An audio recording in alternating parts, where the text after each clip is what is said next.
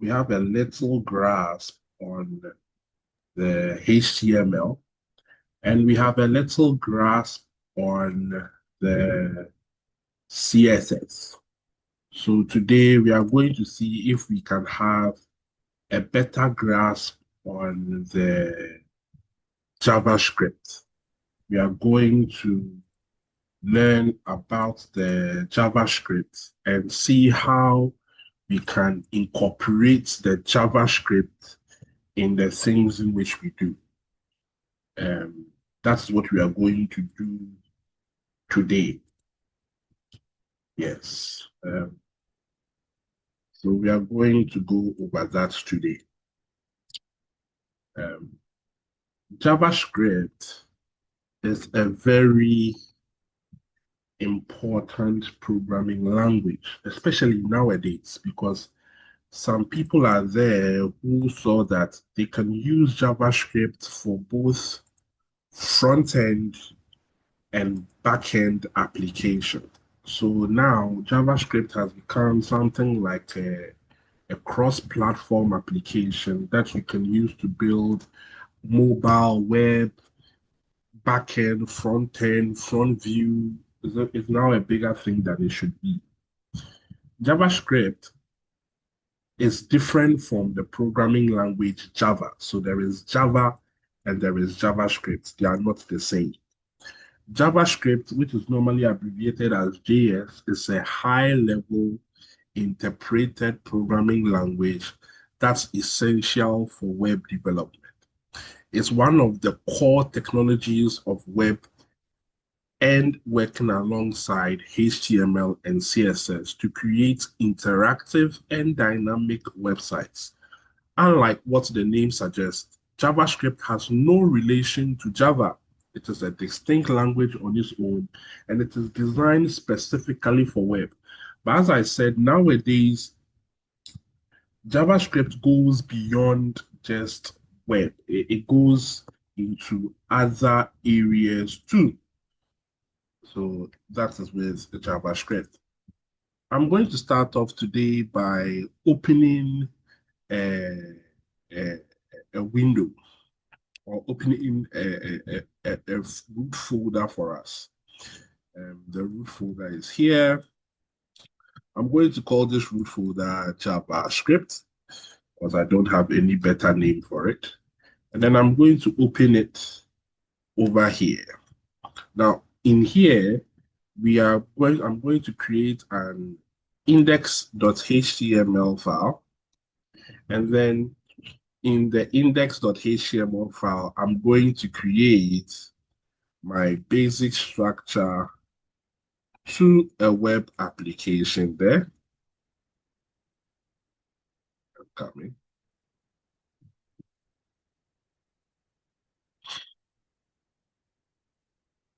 Let me make the um, typing area a bit bigger for you.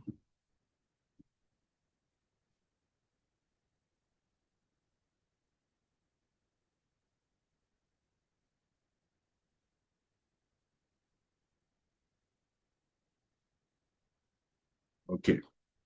So in here, I'm going to create the basic structure of a HTML page. And then in here, I'm going to start writing some code. It is important that we understand the structure of JavaScript. JavaScript allows you to manipulate the DOM. The DOM is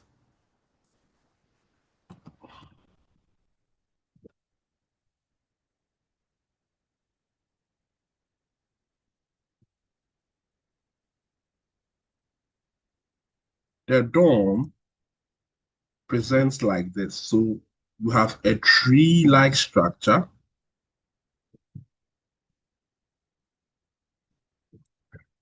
And this is how your website looks like. So your website will have, let's say, HTML over here. So let me do text. And here I have HTML. Your website will also have the head tag. So here will be the head tag. And then here will be the body tag. So you can see that when I'm here, I have my HTML tag. In my HTML tag, I have the head tag and the body tag. In the body tag, I have the metadata, and I have the title. So over here, I have the metadata, I have another metadata, and then I have the title. Now, in the body tag, if I go and create, let's say I create a H2, I put inside, let's say, welcome. Immediately, the computer would create a H2 over here for me.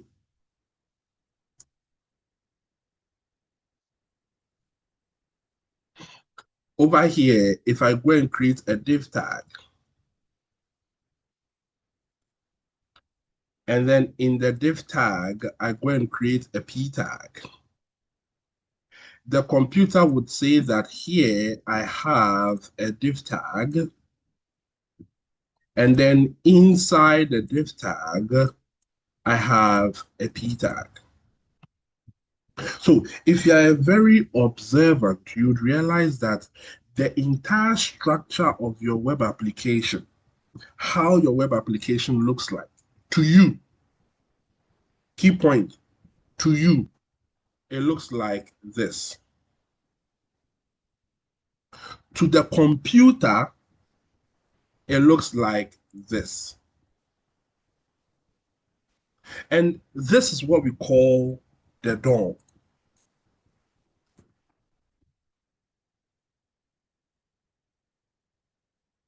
The DOM is an abbreviation for document object module. Document object module. The DOM allows you to look through the tree structure and find elements that you are looking for. If I am looking for something, the DOM allows me to go through all of the elements and find the elements very, very quickly. Now, in computing, the tree structure is a very, very good structure because if I want to get to the p tag, all I have to go through is from HTML to body to div to p. So I had 4 steps.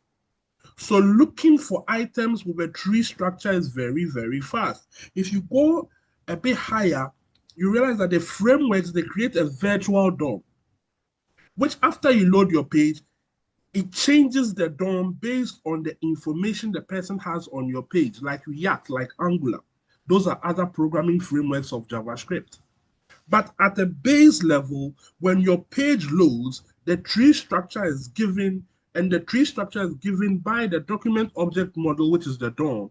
And JavaScript uses the document object module to manipulate the content of your page dynamically. So in order for me to manipulate objects on my page, I need to tell the computer or invoke the page I am on.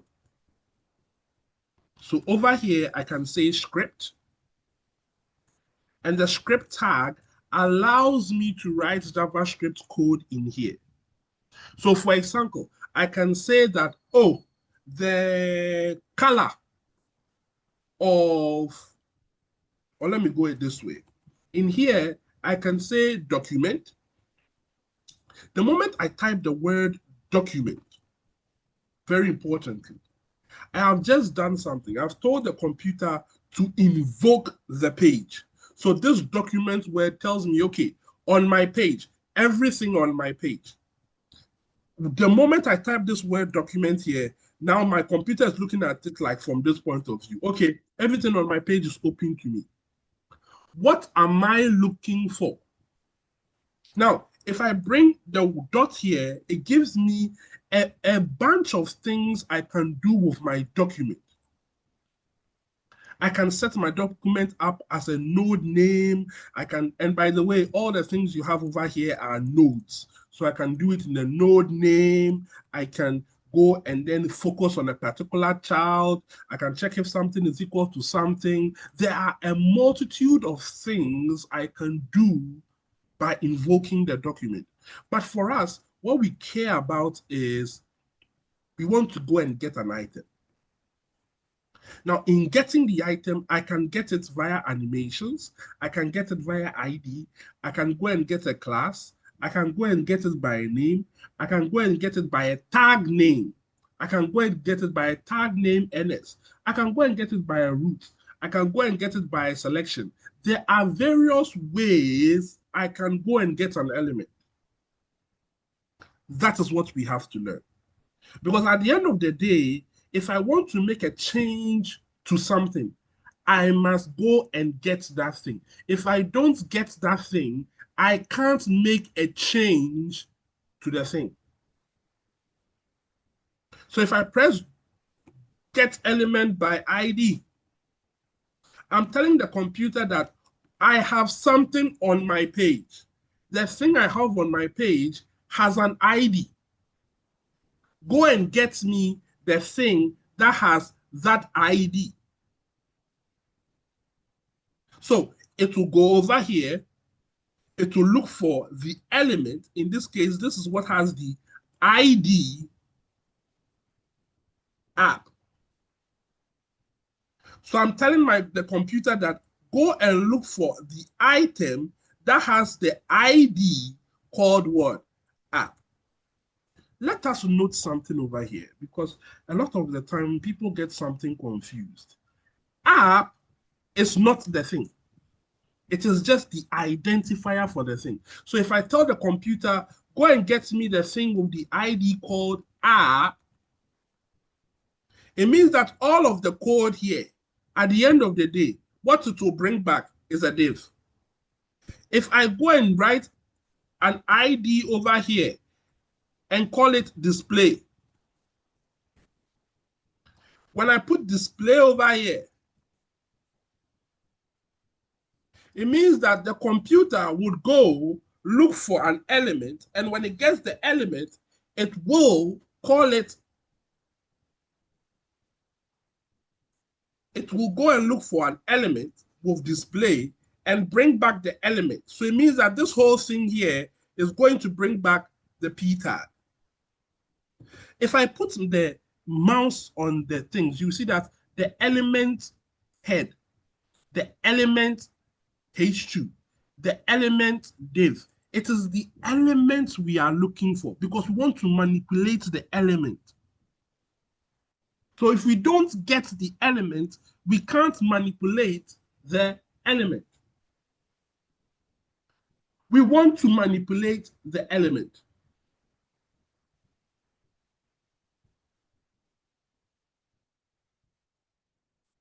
So our job is to find ways we can go and collect the elements.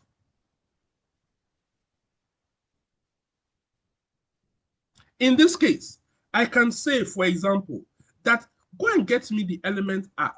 And when you get me the element app, go and look for the style attribute and change the color attribute of the style attribute to blue.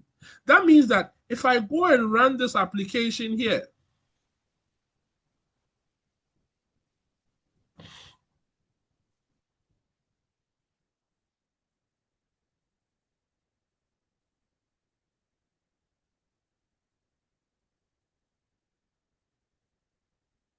I'll get this.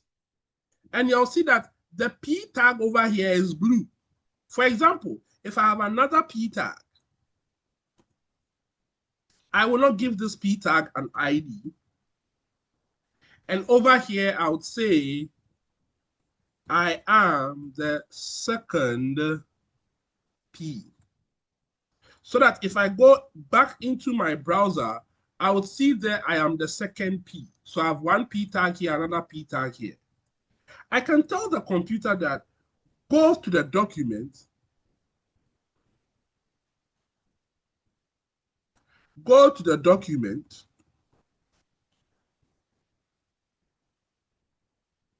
and go and get me the element that it has the ID called display. And I want you to go and get also the color of display. And I want you to make the color of the display, let's say red. In doing so, if I refresh my screen, I'll see that this is blue, this is red, but this is still what? Blue.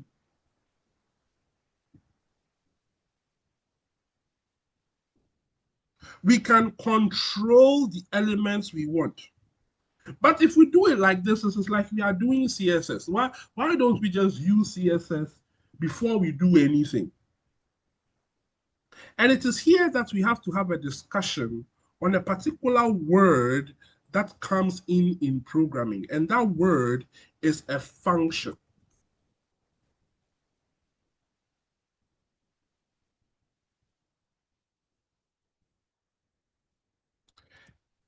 A function is a set of code written to perform a specific task when called upon. A function is a set of code written to perform a specific task when called upon.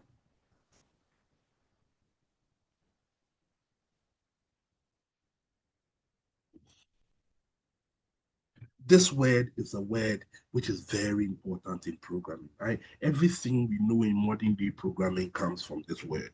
This word is so important to us. Understanding this word is very important to us. Very, very important to us. It's important to us because if I want to perform a specific task, if I want to perform another very important word, an action. So I have an action in which I want to do.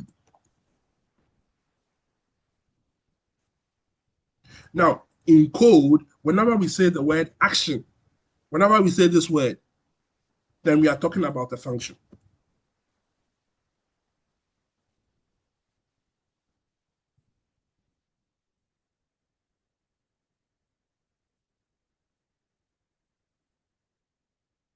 Let's look at it from this point of view. If I say the boy has to register for courses, change the color to red, he has to go to this place. You have to do this. When you click here, he has to open a particular form. He has to do something with this thing for like any of those words in which I am using. All of those words means I have to perform an action. So in code, anytime an action has to be performed, then we are technically saying that we have to write a function. So because of that, we are going to keep our code in a function. Most of JavaScript, you would see that they are always writing into a function. The word function is what we use to describe a function. So the next thing after you use the word function is the name you want to give the function. For example, the name I want to give the function is change text. So that is its name. The next thing is the parameters, and then you have the body. Then in between here, you can put whatever action you want to perform. So this would be the basic structure of a function.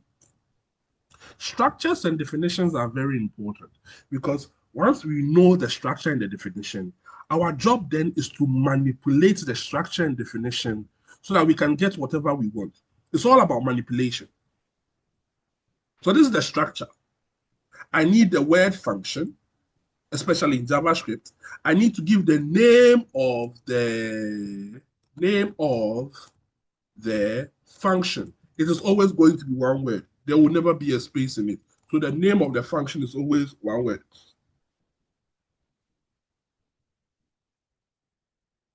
And once I give the name of the function, then I have to provide the parameters of the function. What is the parameters of the function? A function is a set of code written to perform a specific task. So over here, I have a set of code. Anytime I want to use this set of code, I have to call upon it. We will look at that.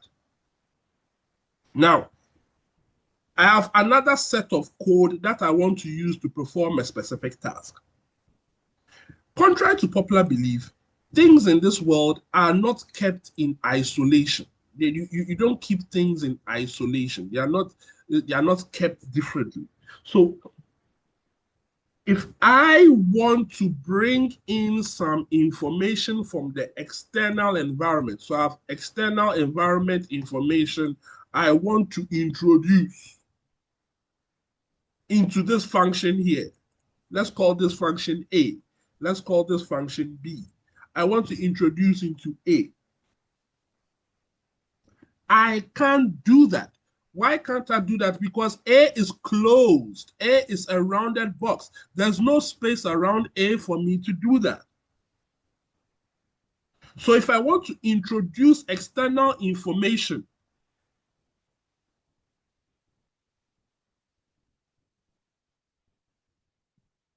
then I need to create a window so that any information I want to provide will be passed through this window over here. So if I have information to provide, that information that I want to provide will go through this window. And once it lands in this window, then the information can be passed into the body of the what? Function.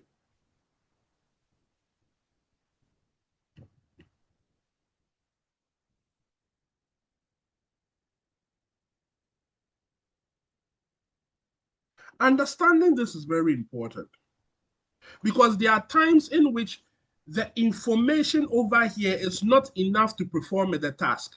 So I need to add information from the external environment to the body of the function to perform the task I want to perform. These parameters here provide you with a window, provide you with an opportunity for you to send information from the outside world to the function to help the function perform specific tasks. Another word in programming, which is also very important, is the word variable.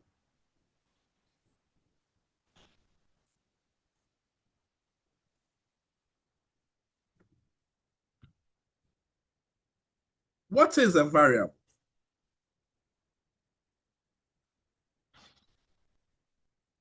A variable is a set of a variable is a contiguous space in memory that is used to store information and can be changed during the lifespan of the program. A variable is a contiguous space of memory.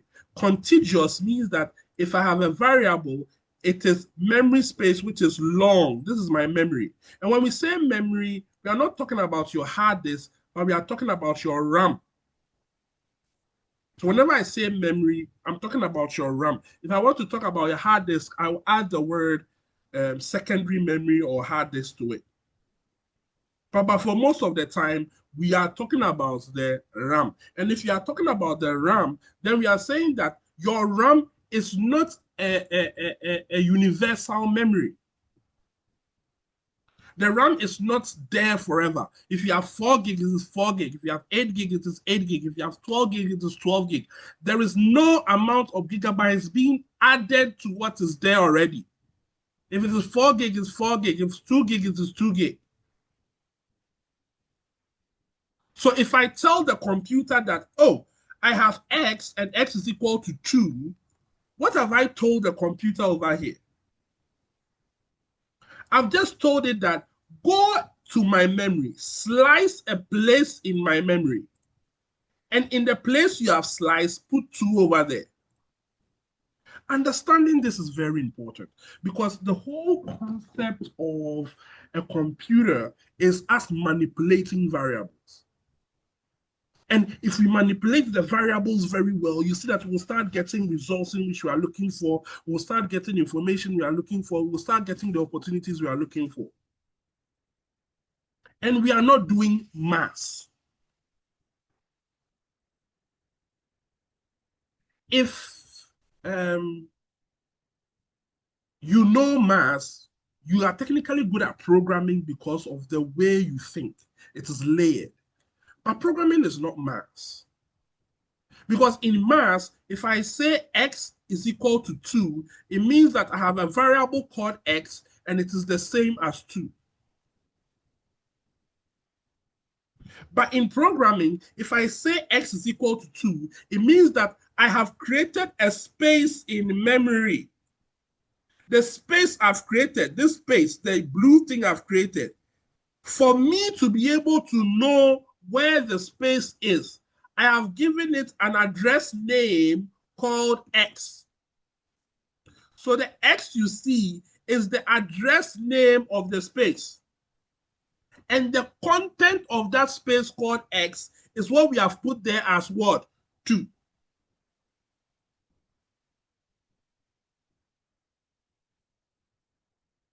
So that if I come here and remember the definition of a variable is a contiguous space of memory that is used to store items, and the items can be changed during the lifespan of the program. That means if I change this to 3, it means that this 2 will be kicked out and 3 will be put here. If I change this to 5, that means that this 3 will be kicked out and then 5 will be put here.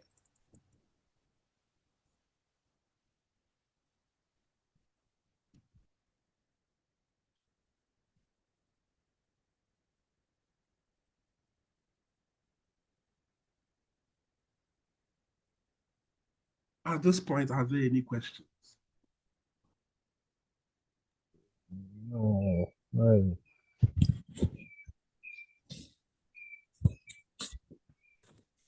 That's cool. Now, in JavaScript, because remember, there are lots of programming languages, so every programming language has a way in which it treats a variable. But in JavaScript, if I have a variable, then I need to classify it with certain words. Word 1, var. Word 2, let. Word 3, const. So I can classify variables in these 3 words: var, const, and let.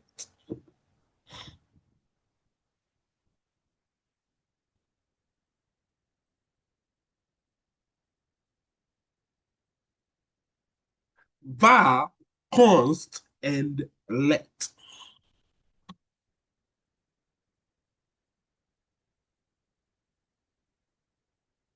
When we say a variable is a var, it means that it has a global scope.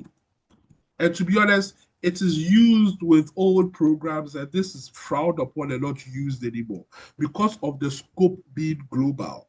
And when we say something scope is global, I have a piece of code. I have another piece of code. I have another piece of code. If in this code I say x is equal to 4, it means that for the entire existence of this code here, x should always be equal to 4.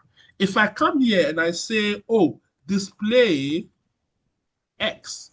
This code, this section here should tell me that X does not exist because X was created in this environment and should only work in this environment alone.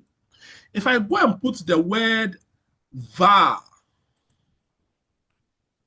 over here, it means that X is now global. So if I go and say display X, it means that over here I'll get what? 4 displaying for me. Because in this environment, X is global, so it will work anywhere. Now, if you are writing code, listen to what I just said. X is global, so it works anywhere. That means that if I come as a hacker and I create my own place and I say, oh, add like, take X and add 3 to it, it would work because X is global and it works everywhere. Therefore, nowadays, we don't code using var anymore. When you use var, then it means you are intentional about using var. It means that you know what you want to do when you are using var.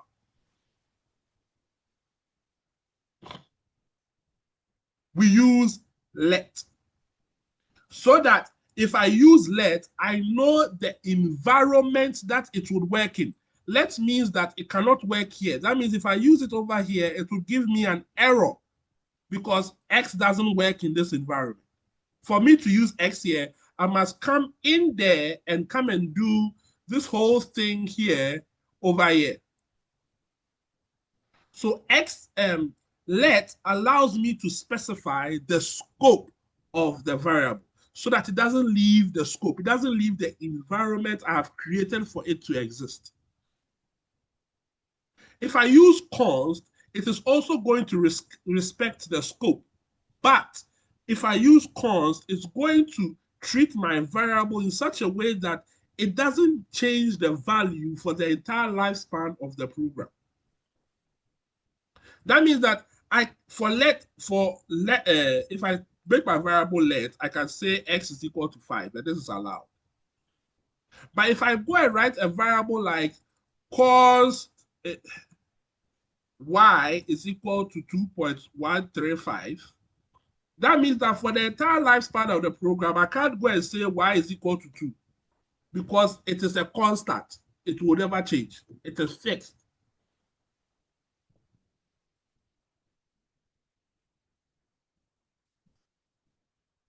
So, for example, in our code, I can say, create a button for me. And the button you are going to create, click here, push me. So that on the screen, would see that I have a button over there and I'll have to click on the push me. Now, when I click on push me, a particular action is supposed to be performed. So in here, I'll tell the computer that I want to do an event on, and you can see that I have on abort, on blur, on can play, on can play through, on change, on click, on context menu, on double click, on drag. I have so many things in which I can do with this. So I can say on click. When you click it, go over here and change name.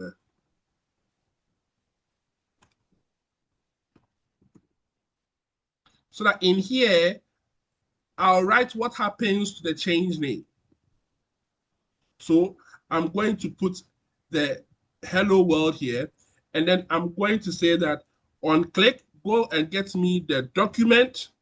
I haven't put in here an ID, so let me put in an ID here called display, so that here I can say document dot get an element using ID called display. And when you get it, so it means that all of this code here, all the one I've highlighted, if it runs, it will bring back a H2. So I'm technically saying the H2 go for its inner HTML. This is the inner HTML of the H2. And then we are going to change it into what? Hello world. But in our case, we are going to change it to I have pushed the button. So remember, over here we have document dot get element by ID, and the ID we are getting is called display. Now remember, a function is a set of code that performs a specific task when it is called upon. So over here, I have created a function. If I want to use it, that is all the code in here. If I want to use it, I need to call upon it. So in here, I'm going to say that on click, go and call upon change name. So that if I go back here and I click this, this should change. But it is not working. So let's see why it is not working. I'm going to right click. I'm going to go to inspect, and then I'll get my inspection window. I'll go to console. It tells me fail to execute this argument required. So let me go back here. So it is not getting the element because it failed to get the element. And I can see that in here, I didn't tell it to go for the element with the ID called what? Display. Solving your errors is also important. We all get errors. So leaving mistakes in the things I do is very important. You can see that when I clicked it, it didn't work. I didn't panic. I just right click on my screen and went to the inspection window. So in this case, when I click here, I have pushed a button. I can go for another set of functions. For example, I can say function change back. And here, I would say that on double click, we should go for change back.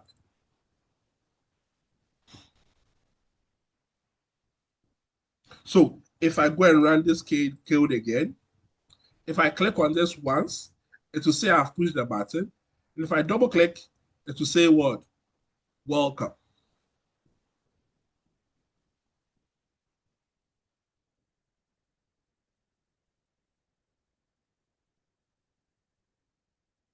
Does that make sense, please? Yeah.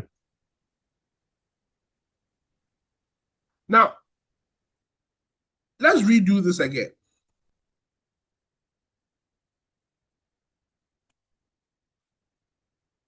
I'm going to use a H1 and say, welcome. I'm going to use a HR. And then over here, I'm going to use a P and say, fill in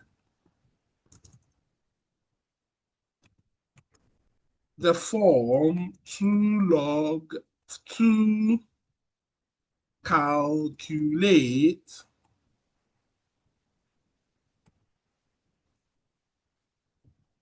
numbers.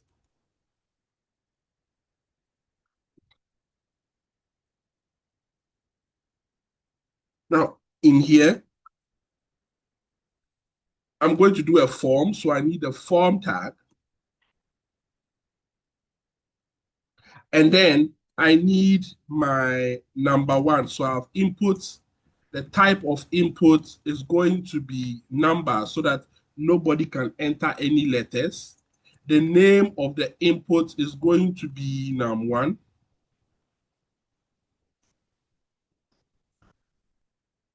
The ID of the input is going to be num1.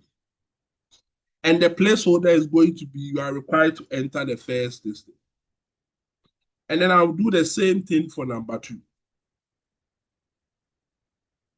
And then in here, I'm going to create a button and I'm going to say cal add. Now, I would need a script tag because I'll type JavaScript.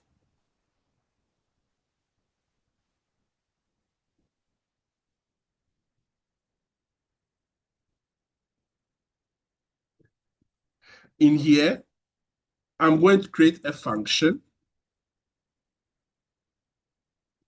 called calculate. And my parameters are still going to be empty. Now, I need to go for this input. So I'll say document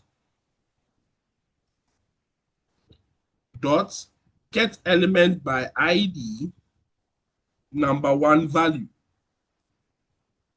So this get element here, all of this code will get me the input. So what I'm saying here is get me the input and get me the value. When you open a form, so when the form opens up like this, right? What happened? Let me see. Good. When you open a form, when you type in here, this thing you have typed is you typing into the value attribute. So over here, there is a value attribute. So you are typing in the value attribute. So I'm saying go for the input and go for the value attribute. So this code over here would give me what the person has typed in the ID called number one. But if I get what the person has typed in the ID called number one, I have to say let number one be equal to this. This ID number one has nothing to do with this number one here. This number one here is a variable in JavaScript. This ID is an identifier in HTML. They are totally different. But I'm telling the computer that when you go and get me the element, go for its value property and put it in the space I've created called number one.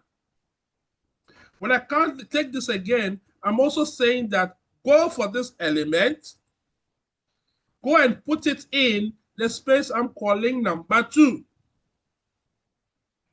These two codes here gets me the item here and here. Now I can say that, oh, let sum be equal to pass int number one, pass int number two. Now, over here, I can create a p tag, give it an ID for result, and say that I want you to go for the element called result and put in the element called result sum. Now, at what point are my things going to be calculated? So here it is, when I press 12, and I click on add, I should get my answer. So I'll tell the computer that on me clicking, go and calculate this. The calculator didn't spell it well. Let me just call it cal.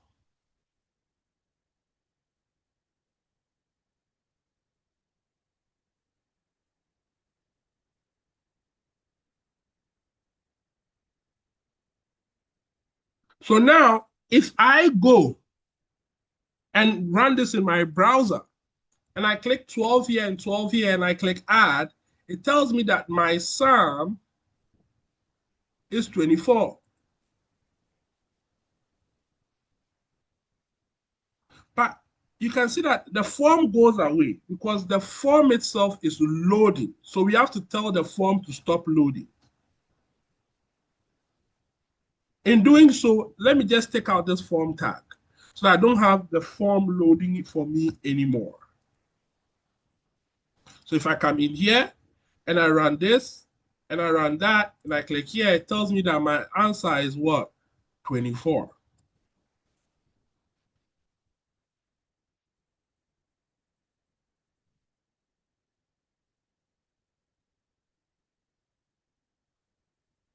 Now, the interesting part of this is that I can add a select. So I can say select, the name is operation, the ID is operation. And I can tell the computer that I want you to go and take select. So here, I'm going to call this select. And then in here, we called it operation. So operation. So the operations values are either add, subtract, multiply, or divide. So in here is where I start to become creative. I tell the computer, if, into brackets, the person selects something called add, then we want you to do this.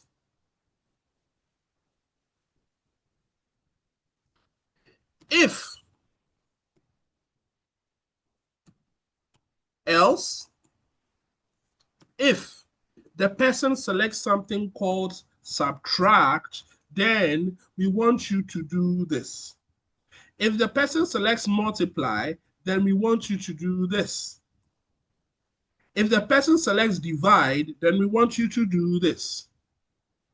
Other than that, tell the person that, hey, the thing in which you selected is wrong.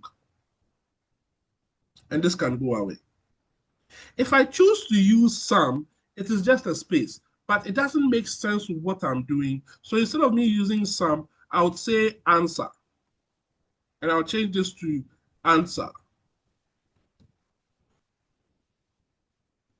And I'll change this also to answer. And I'll also change this to answer. Now, you can see that I have let answer, let answer, let answer, let answer. This is unprofessional. So I'll just come over here and say let answer is equal to 0. So that here I'll just say answer, answer, answer, answer.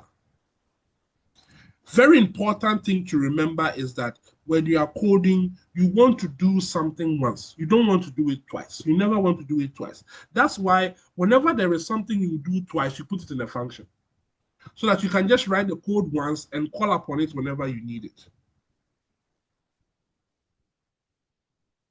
So in here, if I run this code now, I have an interesting scenario that pops up for me.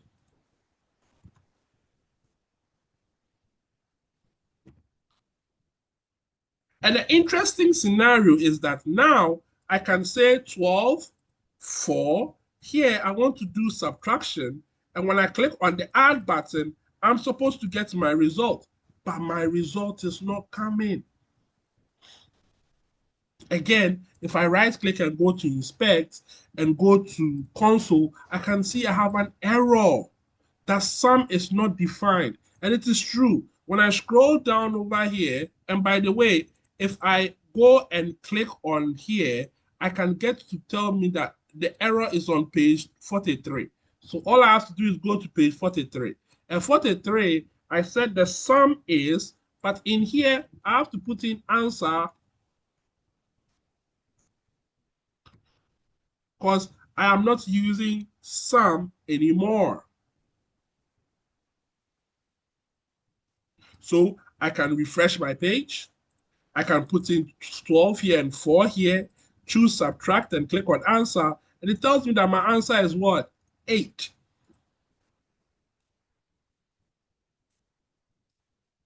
I can choose 12 here, 4, 3 here, choose divide, and it tells me my answer is what? 4. The moment I start adding decision making, then I can start doing multiple things. I can start doing more intricate and interesting things with what I want to do.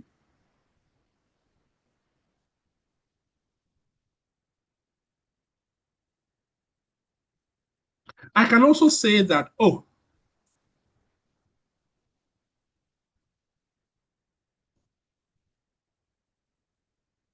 this whole get me the result thing, which is over here, instead of me repeating it here and here again, why don't I say constant display is equal to this? So that over here, I'll just say display dot. And here I can say display dot. Because remember, if you do something more than once, it's best you keep it in a position where you can only do it once. And this is important because now I can just say display dot, the color of it should be green. But over here, the color of it should be red. So that in here, I can add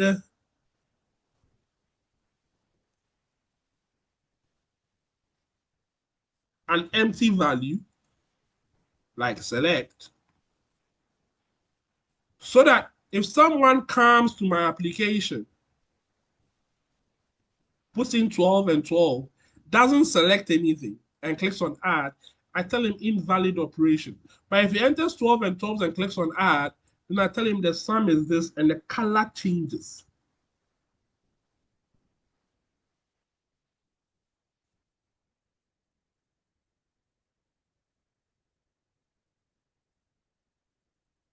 And the color changes.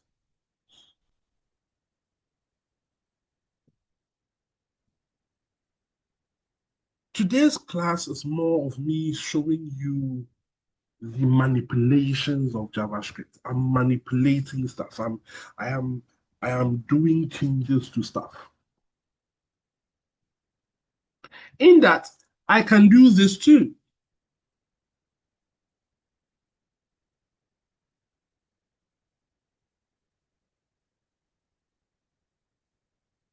I can say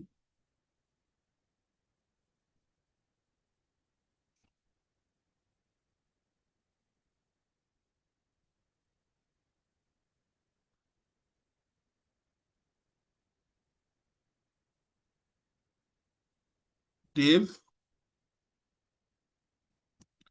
ID is equal to container. Then here I have div ID is equal to square. I have another div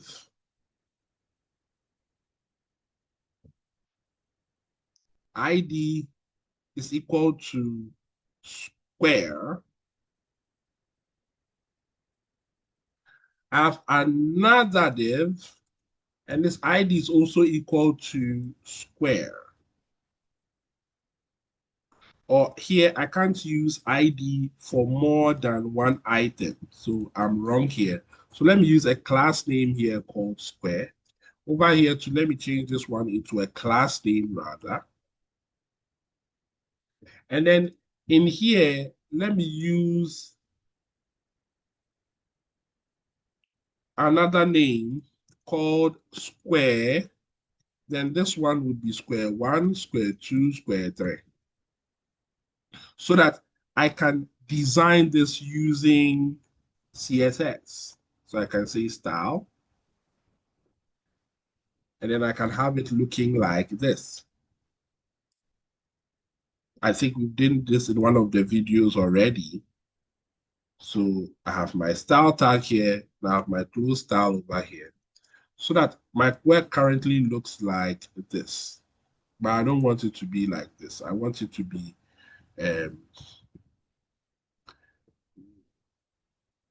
flex. So display, this should go away. Display flex. Good. So it should be display flex rather. The position should not be absolute. Uh-huh. 1 second. Uh-huh. So the square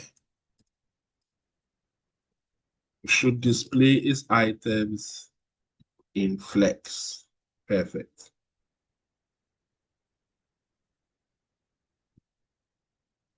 Oh, okay. So this one, the positioning should not be there. Good. Perfect. And I want the items to be displayed in flex. Display flex. Great. Perfect. And then I want them all to have a padding or, okay, no, a margin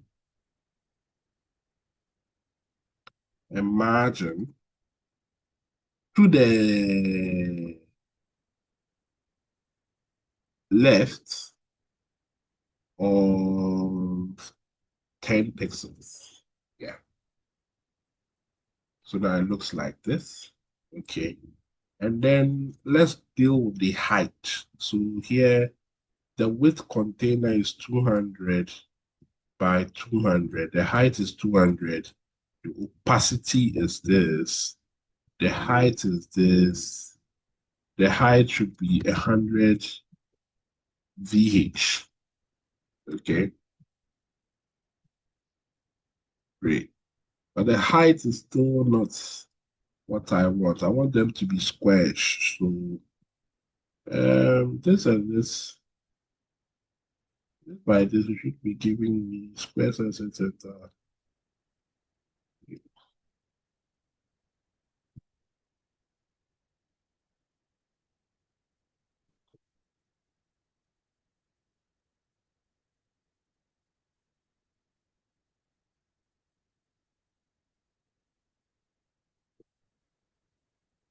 1 second, please.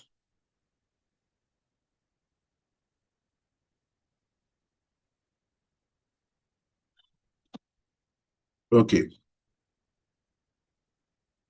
Anyway, this is fine. At least I have the 3 items showing, so this is fine. Over here, I'm going to do this. I'm going to say um, when you come close to the square one. So here, when you take square one and you hover, the color of square one should be a deeper shade of red. Let's go for a deeper shade of red. Good. And then when you hover over square two,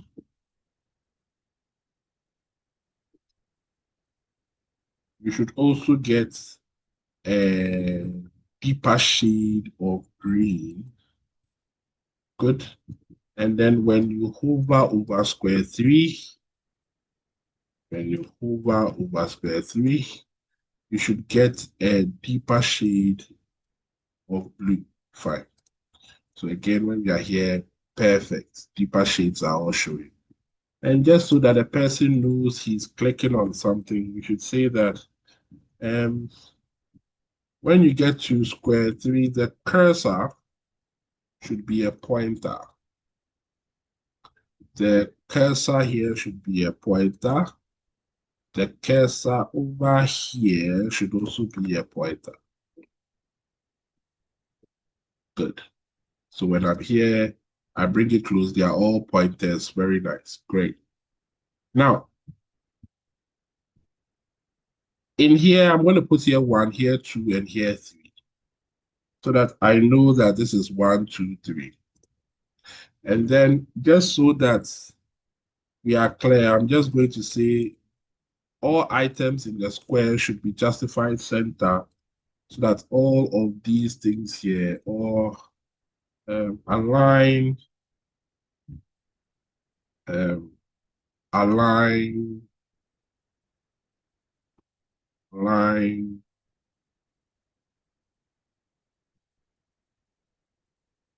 content to center.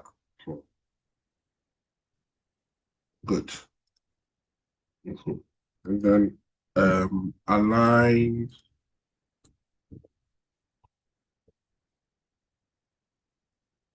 this one can go away. Just want them to be in the center a bit. That's fine. This is fine. Great. Now, the idea is this. If I come, so I have my script tag, what I'm coming to do now, I need to have a function, and I'm going to call the function square click. Good. Now, when I click on a function, I want to have an alert, a pop-up message that tells me I have clicked on a particular square. So in here, I'll have the number of the square. And then over here, I'll add the number of the square. Now, in the other one, we saw a display whereby it looked like something like this. So here I have alert. And then after I give the alert, I used this kind of take where I put in you click on square. So this is not the quote, it's the slashed quote that will allow me to do this. This one is above the tab, above the tab. Yeah.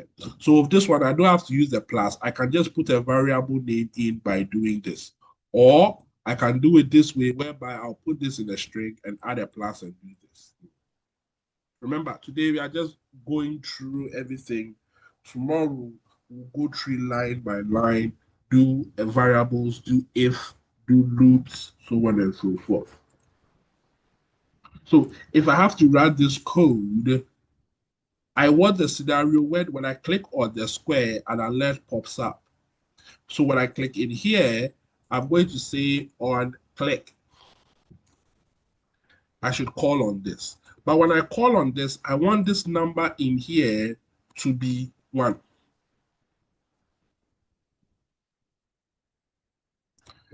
If I click on this one, oh, sorry, to be 1. If I click on this one, I want it to be 2.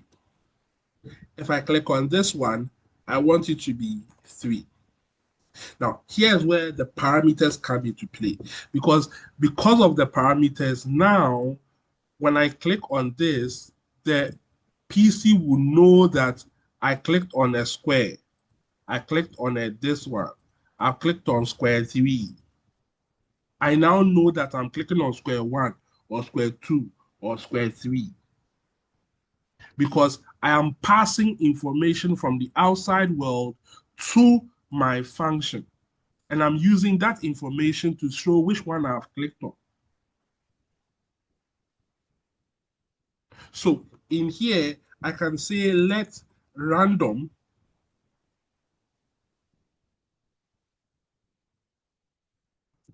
number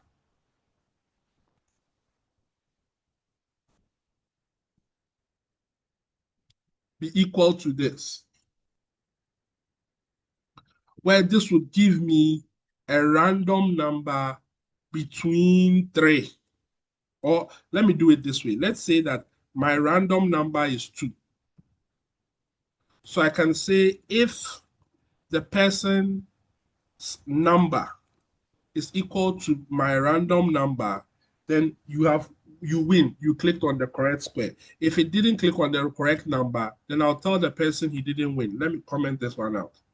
So of course, we all know that the random number here is 2. So when I come in here and I click here, you lost, try again. You lost, try again. When I click this one, you won. Hooray. Then I know I won. But I don't want it like this. I want it so that every time the person clicks on, the random number would be generated.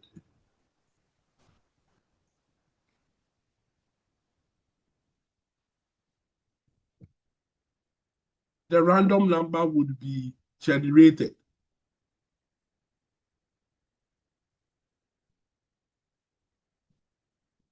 So over here, I would say go for the math function, and I want my floor to be times 3 plus 1. Great. Now, this we'll learn it later, but this is a math function. This random number would give me between 0, 1, and 2. That is why I'm adding 1, so that if it gives me 0, then it will be 1. If it gives me 2, then it will be, if it gives me 1, then it will be 2. If it gives me 3, then it will be, if it gives me 2, then it will be 3, so that it proportions. But don't worry. For now, we are just going through the possibilities. So that with this, now, every time I click on square, a random number will be generated and I'll have to choose if I want or not. So right here, I'll say, click on this. Oh, I should try again. Oh, I should try again. Oh, I'll try it again. I'll try it again. So me finding the number becomes very what? Difficult. It means that now when I am able to find a number, so out of all of those things, I was able to find my number on this try. That means that the road for me to creating my own Betway app, I'm on that road so that I can start putting the Betway things on it. I can even go further. I can put a P tag over here. Call this P tag display. So that outside here, I would use a var because I want it to be global. I want it to work everywhere. If I use let, it wouldn't work outside it. But it's a var, it works everywhere. And I'll call this thing N, and I'll say N is equal to 0.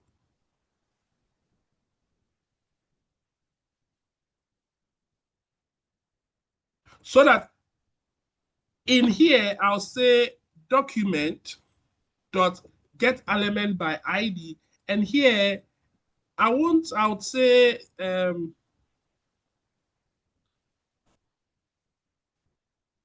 number of tries.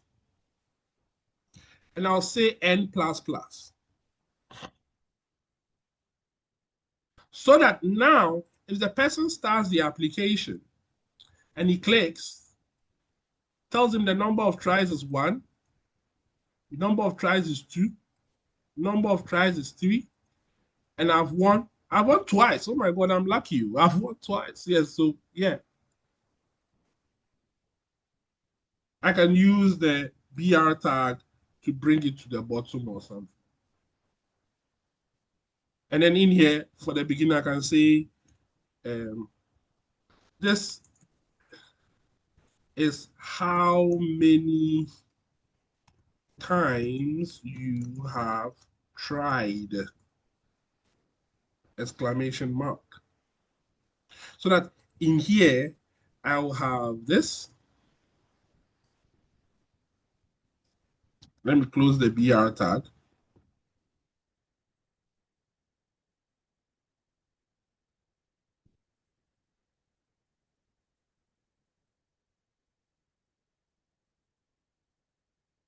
Let me do another BR tag.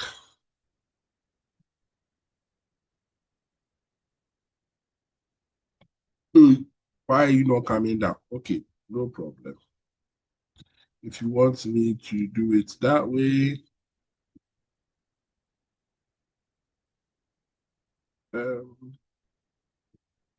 let me put you in a div and call the div, yeah, and put you in a closed div here. Good. Am I opening this from the same place? Because the changes I've made, they should apply. Or let me just call this also div class container. And then uh,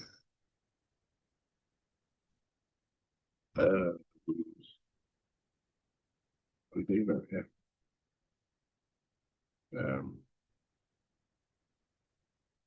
Style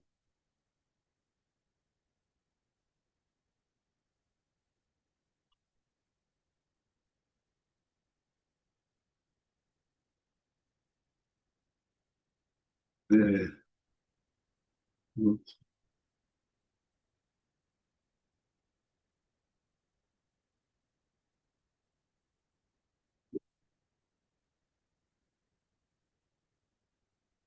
Anyway, it will look like something like this, right? So that no matter how many times you try, you get them showing at the side. What more can we do with JavaScript? What more can we do with JavaScript? And one of the interesting things we can do with JavaScript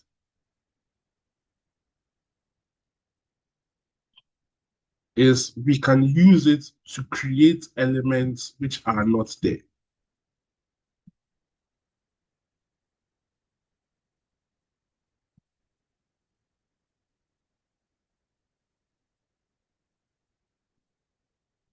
So what do I mean by that?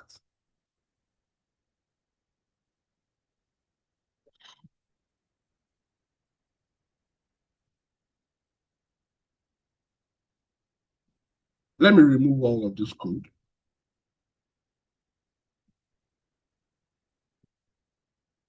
And then in here, let me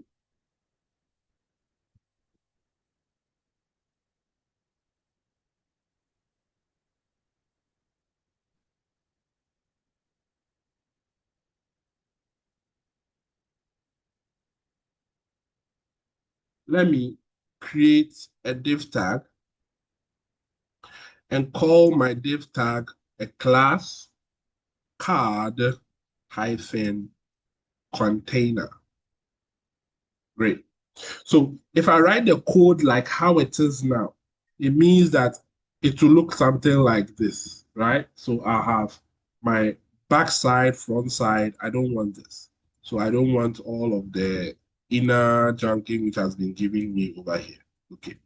So I just want a class, an ID container. Wonderful. And then once I have my ID container, I want in my container, it should have also have an ID called card container. Wonderful. Now, I have to style my card container. I have to give it some kind of style so that it looks nice. Obviously, I'll go in my head tag, I'll bring my style tag, and I'll write my CSS code. To save me some time, I would send you the CSS code, but I'm going to write for the body, I'm going to write for the card. I'm going to write for all of these things. So I have body, card, the card itself, over that. So these are the codes in which I am writing. Now, note that over here, we don't have any class called card. Keep that in mind. But you can see we have a class here called card, class here called card, class here called card container, which we have, and this is the body. That means that currently, when we go and view what we have on our page looks like this. It's empty. There is nothing there. That's fine too. Now, I am going to write the code to display the cards. And I'm going to write the code to display the cards using JavaScript. Now, this is where the power of JavaScript.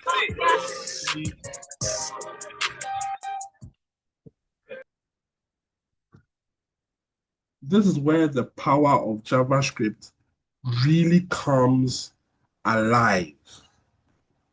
And what that means is that this AI finishing thing, I really don't, it really starting to annoy me. I think I have to delete it or something. It helps me when I am coding or when I'm teaching. It just continues to do things for me that I have not called upon. Thank you. Always.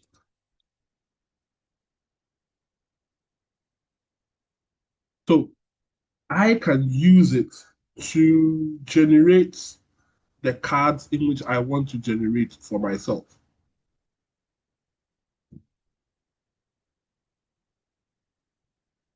And what does that mean? In here, I can say function, create card. And the function to create card will take an index of the card. All of this thing is not needed by me. So this is what I have. Now in here, I'm going to say const card should be equal to documents dot create elements into brackets div. And the element I want to create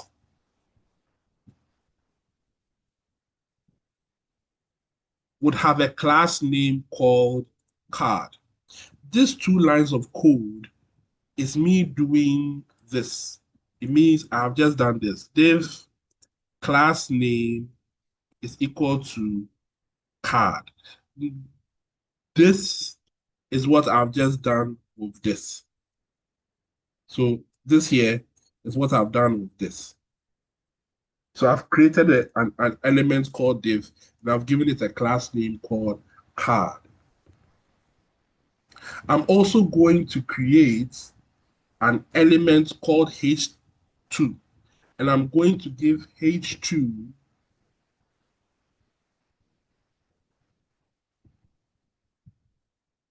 the name title this.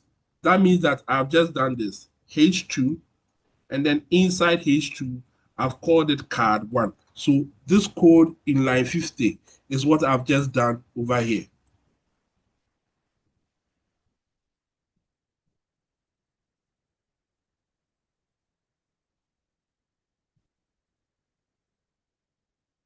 This code in line 50 is what I've just done over here.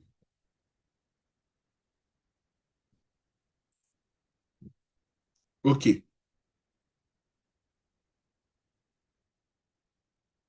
Now, I'm going to create a p tag. So I have const, and I'm going to call this number, and I'm going to say number is a p tag. And then I'm going to say that the p tag can be any number between 1 and 100. Doesn't matter. Just give me any number between 1 and 100. Now, I'm going to tell the computer that when you go and take card, go and append title to it. And when you take card, go and append number to it. So in here, what I have just done with that code is if I've created a div tag called card, in the div tag called card, I'll have a h2. In the div tag called card, I'll have a h2, and then I'll also have a p tag associated with it. Then I'll have a closed div tag over here. So this code in which I have over here creates a div, creates a h2, creates a p. Then this code bundles them all up together. So you have a div, and in the div, I want the h2, and in the h2, I want the p tag. Then I'll tell the computer that it should return the card I have created. That means that when it is done, I want you to give me the div tag. So it is just going to save everything here that I have highlighted and give it to me. So this is this code I've done here.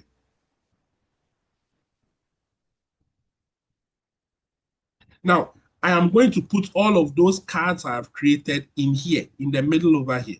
So I'm going to tell the computer that constant container. So I've gone for the container,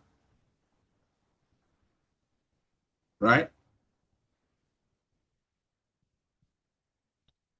And you know what? The container, let me remove this from there so that you see the difference between the class container and the ID. So this one, let me remove this one there. Good. So constant container. Now I'm going to say for this. So for I being 0, I being, let's say 10, give me the card. So I'm creating card 0, card. Let me put 1 here so that it's out for 1. So I'm creating card 1, card 2, card 3, card 4. So every time I call on create a card, it will create a card for me. And when it creates the card, it will go and append it to the container I have over here. So I'll take the entire card and join it to the container. If I run this code, I'll have something that looks like this. So you can see that I have card this, card that, card that, card that, card that, card that, card that, card that, card that. This is how your Facebook images, your Twitter, the posts are created. They are not on your page. They are fetched from the database and they are artificially created on your page. So that every time you click, they are manufactured in real time and they are brought in real time. I can tell the computer, oh, I just want 3 cards. And no, to go one less than, if I make this one equal to, then it means that I'm doing 3 cards. But if I do it this 4, then I'm doing, yeah, so let me do it equal to 3. So I know I'm definitely doing 3 cards. So if I go and I refresh the screen again, you can see 1, 2, 3 cards.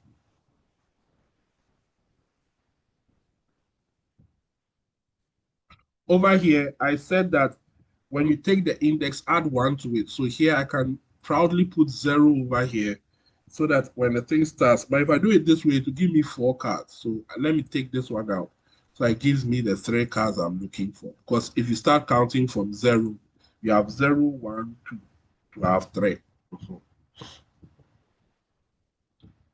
So it is here that the power of JavaScript comes. Here is where we start to create things. And if someone wants to hack you and they come here, this is all they see. And all they see is, by the guy's page, there's only this thing here. Where is the rest of the code?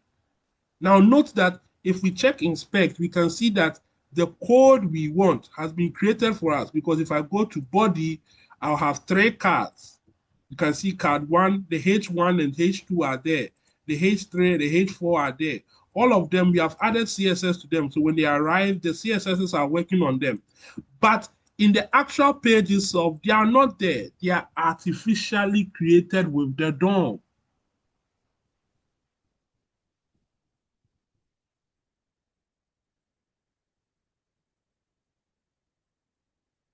Tomorrow, we'll break down all of these concepts one after the other. We'll take variable, take if, we'll take that, we'll take examples, we'll work on examples.